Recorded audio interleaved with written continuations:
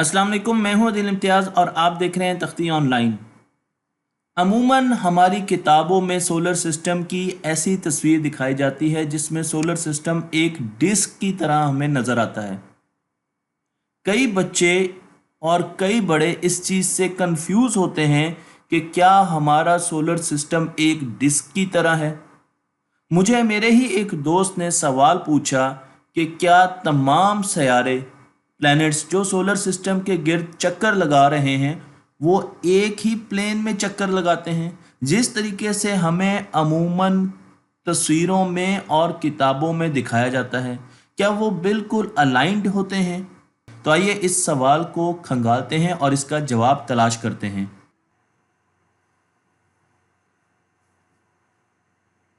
इस सवाल का जवाब देने के लिए मैं सॉफ्टवेयर यूज़ कर रहा हूँ जिसे यूनिवर्स सैंडबॉक्स कहा जाता है, और इसमें हम तमाम यूनिवर्स की सोलर सिस्टम की सिमुलेशंस कर सकते हैं। ये सॉफ्टवेयर हकीकत के बहुत करीब है और रियल टाइम सिनेरियोज को सिमुलेट करने के लिए हम इससे काफ़ी ज़्यादा मदद ले सकते हैं, और इससे अच्छा सॉफ्टवेयर है नहीं। तो हमने इस सॉफ्टवेयर के ज़रिए देखने की कोशिश कर दी है कि क्या हमारा सोलर सिस्टम बिल्कुल एक फ्लैट सोलर सिस्टम है, प्लेनर सोलर सिस्टम है, एक सीडी की तरह सोलर सिस्टम है, या ये एक स्फेरिकल सोलर सिस्टम है जिसमें प्लैनेट्स प्लेन में नहीं है बल्कि वो सूरज के गिर्द हर एंगल से मूव कर रहे हैं। तो मेरे पास यहाँ पर सूरज है और हम सूरज को यहाँ पर देख सकते हैं। तो सूरज के जैसे जैसे मैं पास जाऊँगा आप देख सकते हैं, आपको यहाँ पर सूरज दिखाया गया है। अब हम आहिस्ता आहिस्ता सूरज से दूर आते हैं। तो जैसे मैं सूरज से थोड़ा सा दूर आऊँगा तो मुझे यूरेनस नज़र आना शुरू हो जाएगा, मुझे और प्लैनेट्स नज़र आने शुरू हो जाएंगे। तो अब हमने यहाँ पर प्लैनेट्स को एक्टिवेट करना है। मैंने यहाँ पर प्लैनेट्स को एक्टिवेट किया। तो सूरज से जैसे ही मैं थोड़ा सा दूर आऊँगा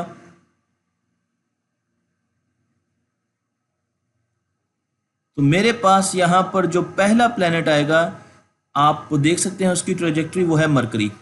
और आप देख सकते हैं कि मरकरी कितनी तेज़ी से मूव कर रहा है और वो सोलर सिस्टम का पहला सियारा है।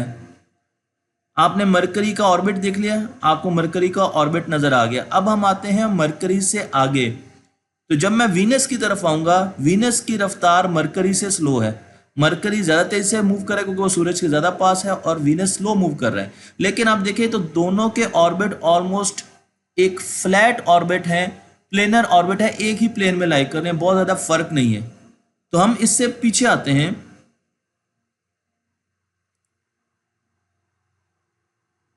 और अब ज़मीन का ऑर्बिट देखें। तो आप देखें कि ज़मीन की मूवमेंट मरकरी और वीनस दोनों से स्लो होगी क्योंकि ज़मीन सूरज से ज़्यादा दूर है। और आप देख सकते हैं तो यहाँ पर भी आपको एक फ्लैट ऑर्बिट ही नज़र आ रहा है। तो तीनों ऑर्बिट तकरीबन एक ही प्लेन में लाई कर रहे हैं। अब हम आगे मार्स की तरफ चलते हैं। तो जब मैं मार्स की तरफ आया तो आप देखें कि कुछ ज़्यादा आपको फ़र्क नज़र नहीं आ रहा। तमाम के तमाम ऑर्बिट्स इस वक्त एक सीडी की शक्ल में एक प्लेन में लाई कर रहे हैं, फ्लैट ऑर्बिट्स हैं। और जो ही मैं मार्स से दूर निकलूंगा तो मेरे पास और दो बॉडीज आएंगी। दोनों एस्ट्रॉयड बेल्ट के एस्ट्रॉयड्स हैं, बड़ी बॉडीज़ हैं। और आपको मैं यहाँ पर दिखा सकता हूँ कि आपके पास मेटिस है और इसी तरीके से आपके पास सिरिस है। तो ये दोनों एस्ट्रॉयड्स हैं और ये एस्ट्रॉयड बेल्ट में घूम रहे हैं। तो आप देख सकते हैं कि सिरिस जो है, जो मैंने आपको यहाँ पे वाइट कलर का दिखाया है, ये थोड़ा सा टेढ़ा है, तिरछा है, एंगल पर है बाकी ऑर्बिट से, लेकिन बहुत ज़्यादा फर्क स्टिल नहीं है। तो इसका मतलब ये है कि सूरज के गिर्द तमाम चीज़ें बिल्कुल फ्लैट या प्लेनर नहीं है, उनमें थोड़ा सा डिफरेंस ज़रूर है, लेकिन बहुत ज़्यादा डिफरेंस आपको नज़र नहीं आएगा। और अब आप देख सकते हैं जुपिटर। तो जुपिटर भी आपको अर्थ, जुपिटर और मार्स, वीनस के प्लेन में बहुत ज़्यादा फ़र्क नज़र नहीं आएगा। फ़र्क नज़र आएगा तो आपको एस्ट्रॉयड बेल्ट में थोड़ा सा फ़र्क नज़र आएगा। और जुपिटर की मूवमेंट स्लो है क्योंकि ये सूरज से बहुत ज़्यादा दूर है। और उसके बाद हम आएंगे सैटर्न की तरफ।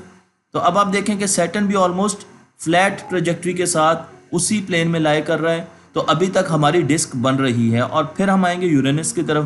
तो अब देखिए यूरेनस भी एक डिस्क की शक्ल में सोलर सिस्टम के गिर्द, सूरज के गिर्द चक्कर लगा रहा है। इस वक्त तमाम के तमाम प्लैनेट्स ऑलमोस्ट एक ही प्लेन में, एक ही सतह पर चक्कर लगा रहे हैं और उसके बाद हम आते हैं नेपच्यून की तरफ। तो नेपच्यून भी वही बिहेवियर दे रहा है। इस वक्त भी हमारे पास एक डिस्क बन रही है हमारे सोलर सिस्टम की, और उस डिस्क में अगर हम थोड़ा सा आगे आएंगे तो हमारे पास प्लूटो आ जाएगा। प्लूटो का अगर आप एंगल देखें तो आपको थोड़ा सा एंगल डिफरेंट लगेगा।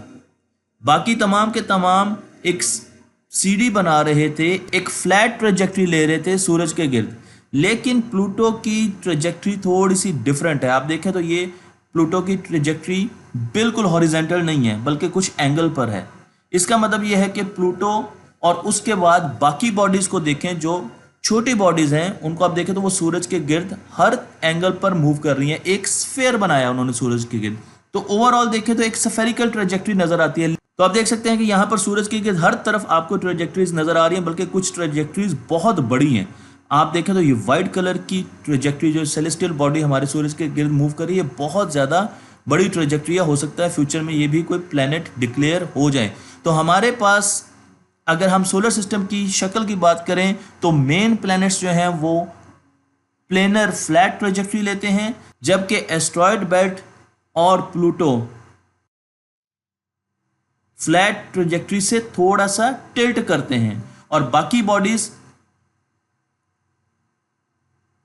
स्फेरिकल ट्रेजेक्ट्री भी बना रही हैं। तो मोस्टली हमारे सोलर सिस्टम को फ्लैट ट्रेजेक्ट्री या प्लेनर सोलर सिस्टम कहा जाता है। तो ऑन द होल हम ये कह सकते हैं कि हमारा सोलर सिस्टम एक कोप्लेनर सोलर सिस्टम है, एक डिस्क की तरह सोलर सिस्टम है, स्फेरिकल सोलर सिस्टम नहीं है, क्योंकि इसके बड़े बड़े प्लैनेट्स एक डिस्क की तरह सूरज के गिर्द मूव करते हैं।